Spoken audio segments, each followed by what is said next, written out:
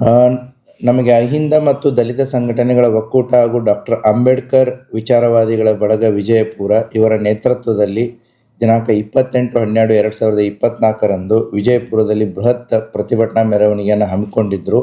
ಆದರೆ ಭಾರತದ ದೇಶದ ಮಾಜಿ ಪ್ರಧಾನಿಗಳಾದಂತಹ ಡಾಕ್ಟರ್ ಮನಮೋಹನ್ ಸಿಂಗ್ ಅವರ ನಿಧನದಿಂದಾಗಿ ಈ ನಾಳೆ ನಡೀತಂತಹ ಪ್ರತಿಭಟನೆಯನ್ನು ಅವರು ದಿನಾಂಕ 30/12/2024 ಹಮ್ಮಿಕೋತೀವಿ ಅಂತಂಥೇಳಿ ಜಿಲ್ಲಾಧಿಕಾರಿಗಳಿಗೆ, ಜಿಲ್ಲಾಡಳಿತಕ್ಕೆ ಮತ್ತು ಪೊಲೀಸ್ ಅಧಿಕಾರಿಗಳಿಗೆ ಇವತ್ತು ಮಾಹಿತಿಯನ್ನು ಕೊಟ್ಟಿದ್ದಾರೆ. ತದನಂತರ ಇದರಲ್ಲಿ ಇರುವಂತಹ ಕೆಲವು ಸಂಘಟನೆಗಳು ಅವರು ಮುಂಚೆನೇ ಪಾರ್ಟ್ ಆಫ್ ದ ಡೆಲಿಗೇಷನ್ ಇರಲಿಲ್ಲ, ಆದರೆ ಇವಾಗ ಬಂದು ಇಲ್ಲ ಸರ್ ನಾವು ನಾಳೆನೇ ಮಾಡ್ತೀವಿ ಅಂತ ಹೇಳಿದರು.